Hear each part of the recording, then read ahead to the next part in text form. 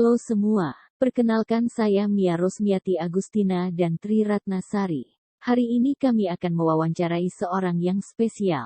Beliau adalah pengusaha muda dan founder dari Shine Production. Mau tahu kelanjutannya? Mari simak baik-baik video kami.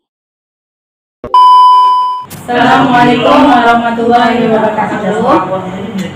Halo guys, kami dari kelompok perusahaan. Saya Tri Ratnasari. Saya Mia Rosmiati Agustina. Nah, di sini kami mau memperkenalkan salah satu pengusaha muda, yaitu Teh Cynthia Rahmawati Dewi.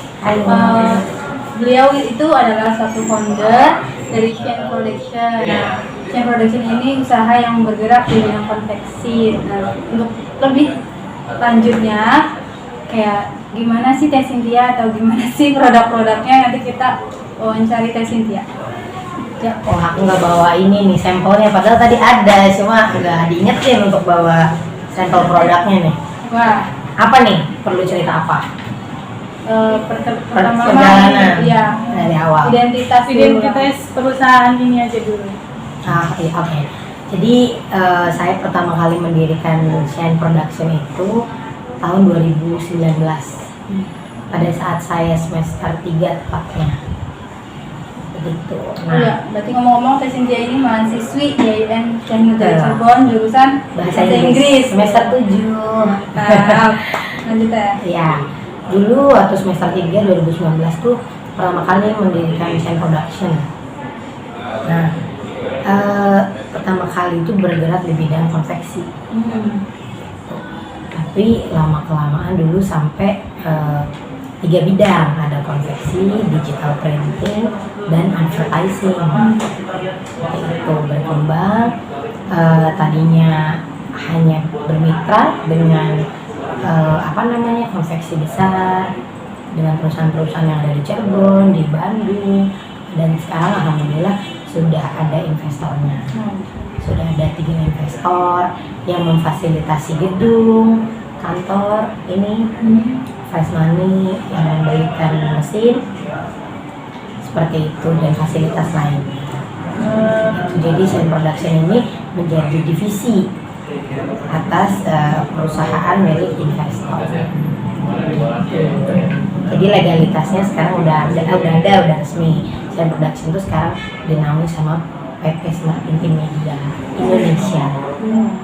Berarti itu cuma maksudnya berjalannya selama 2019-2021 3 tahun. 3 tahun. Ya, alhamdulillah. Langsung melejit gitu ya.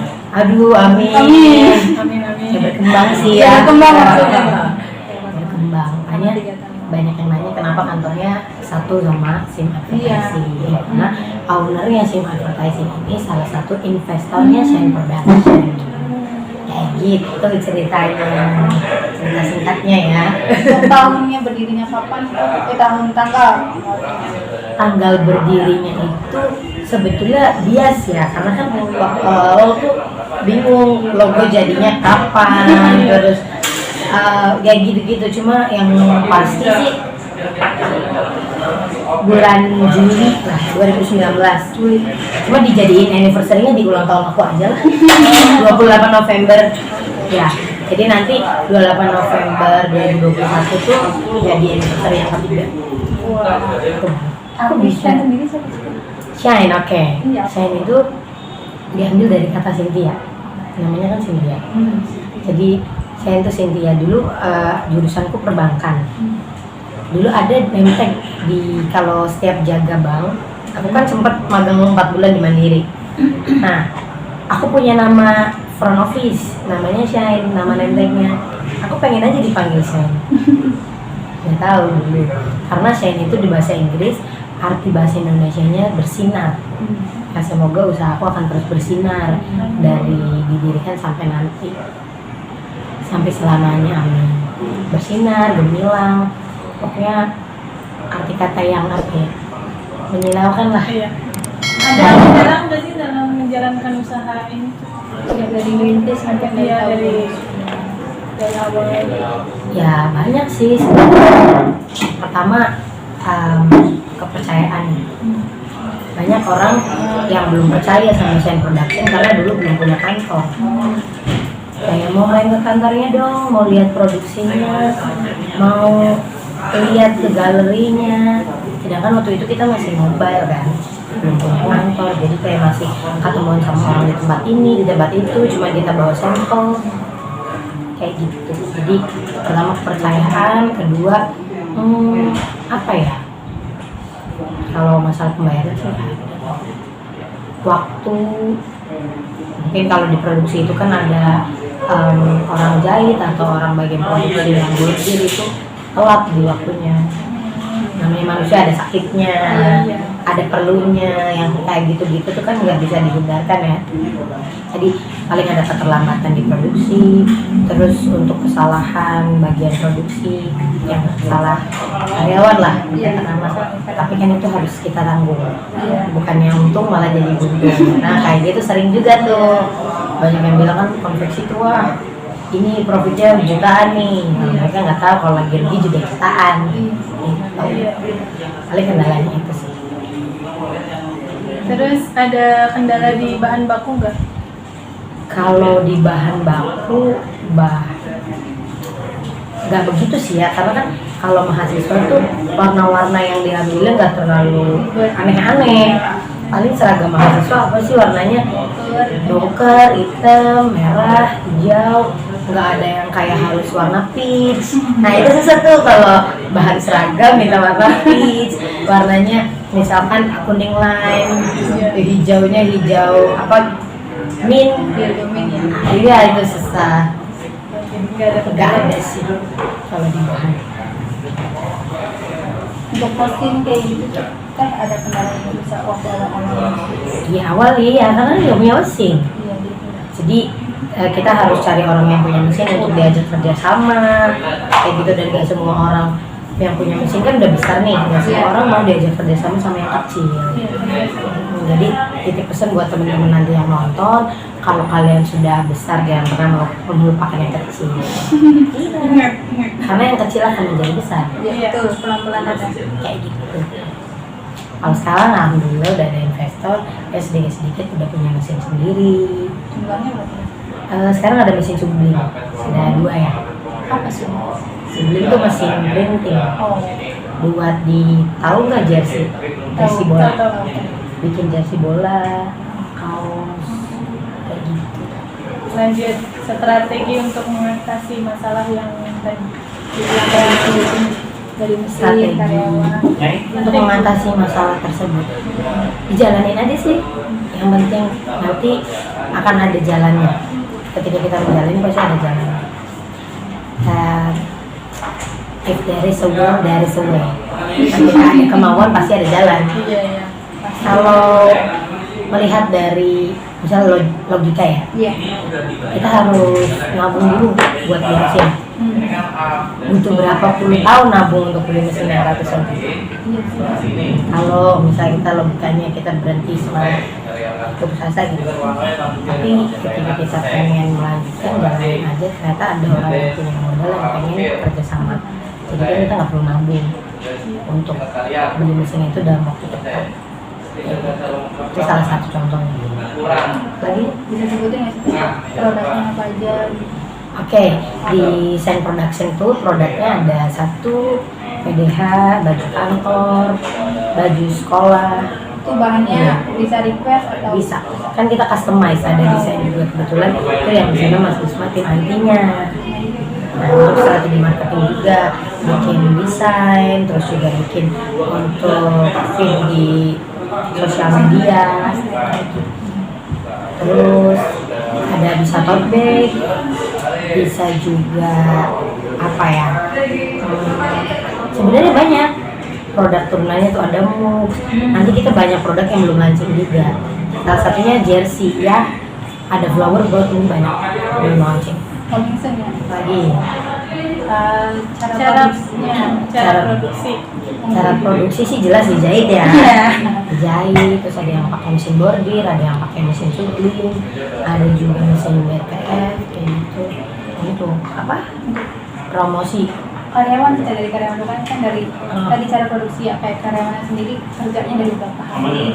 durasinya, waktunya, terus pakainya target. Jadi terserah kalau misalkan saya misalkan kerjaan 2 minggu nih deadline-nya, terserah mau dikerjain seminggu selesai, berarti nggak ada libur kan minggu, tapi seminggunya jadinya free gitu. Jadi sistemnya borongan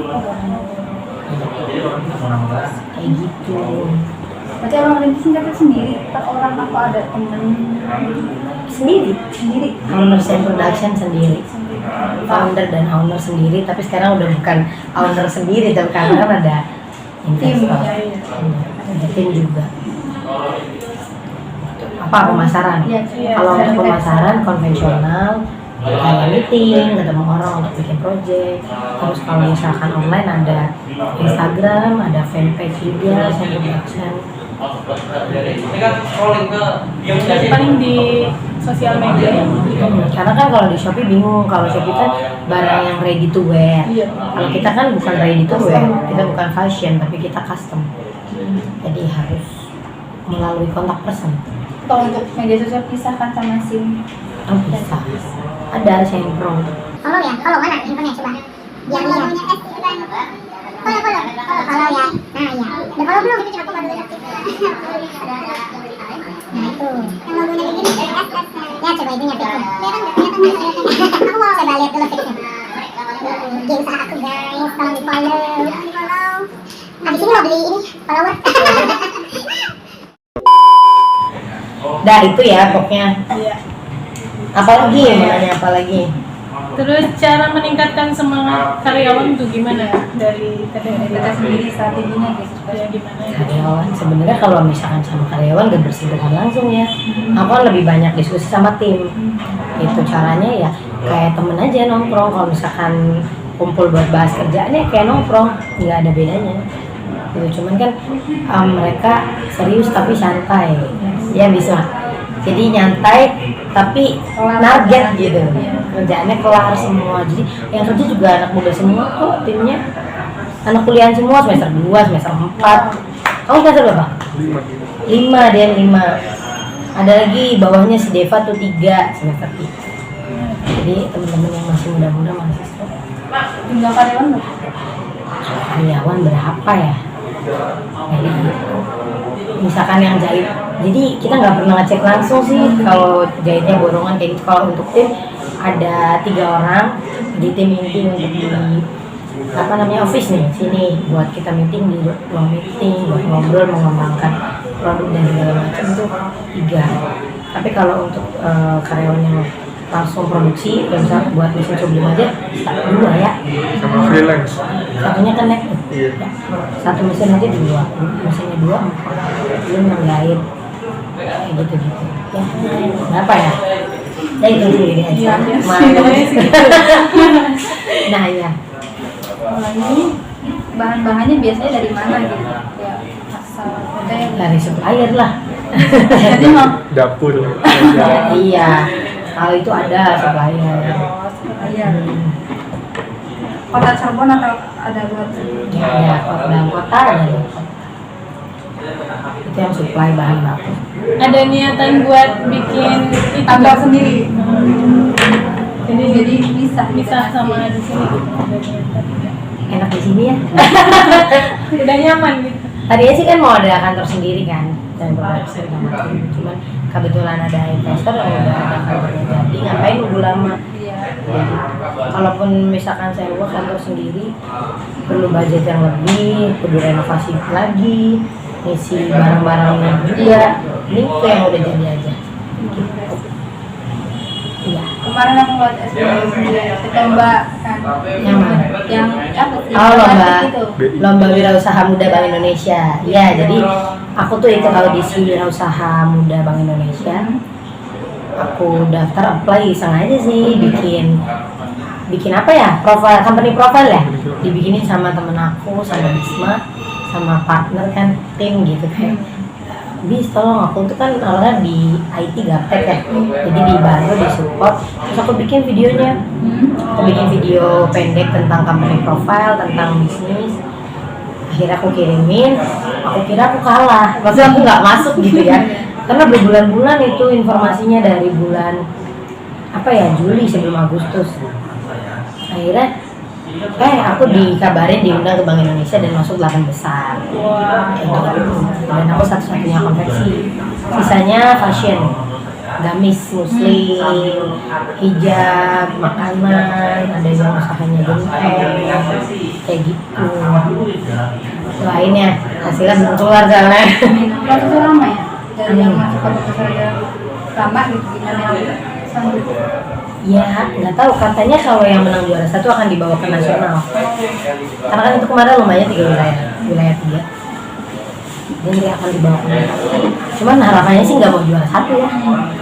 Repot nanti aku prepare lomba lagi. Karena kemarin cuma iseng, pengennya juara 2 aja nggak boleh.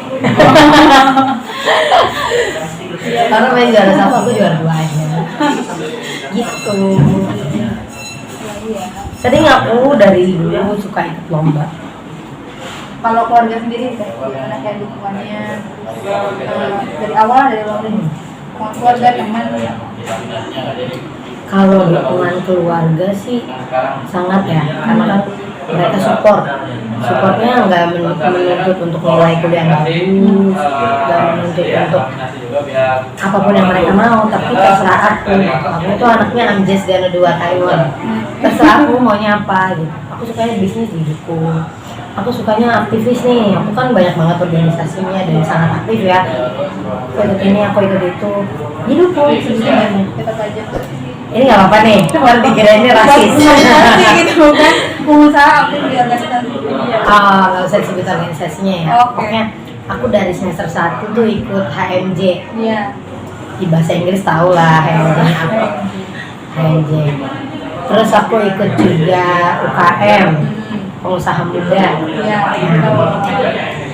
Tahu juga kan, IPMI PT.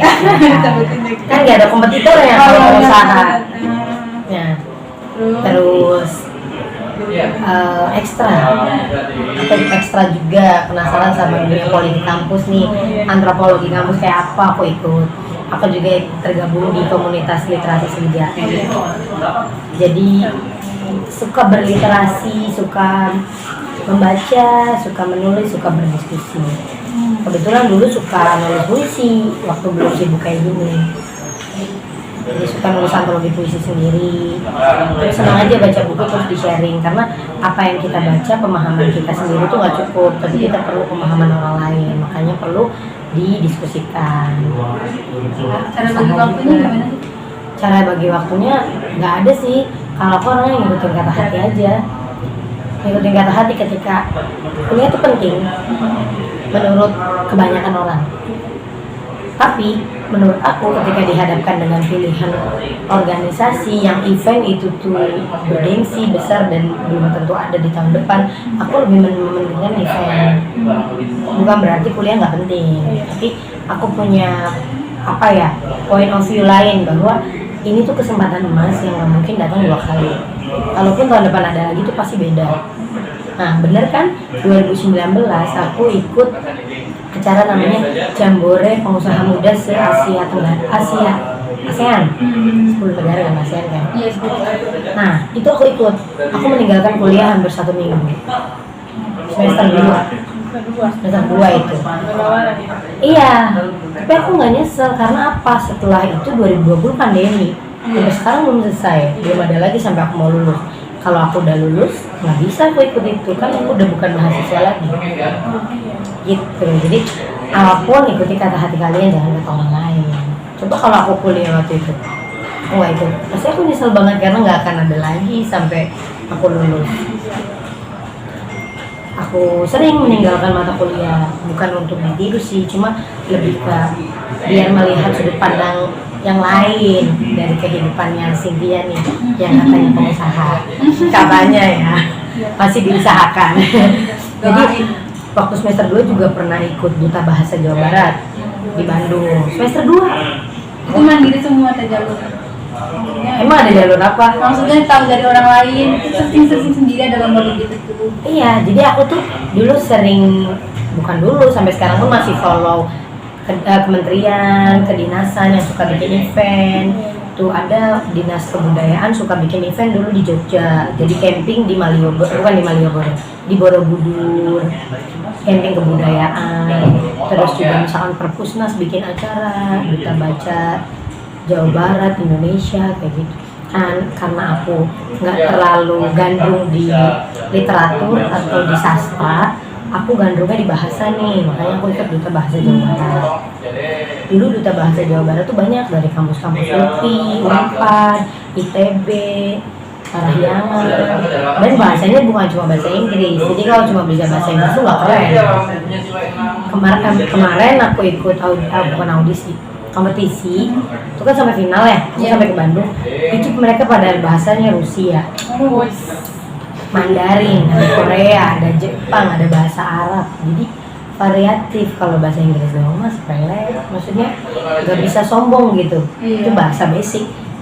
Yang kalau orang bisa bahasa Jepang biasanya bisa bahasa Inggris juga. Yang kemarin di sana ya. Jadi kalau pengaturan waktu nggak ada yang ideal sih, disesuaikan sama pribadi masing-masing, kebutuhannya dan kemauannya.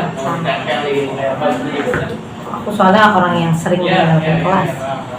Tapi tujuan tertentu. Tapi untuk belajar di luar, belajar bukan nongkrong ya. Aku bukan tipe orang yang suka nongkrong di jam pelajaran sih.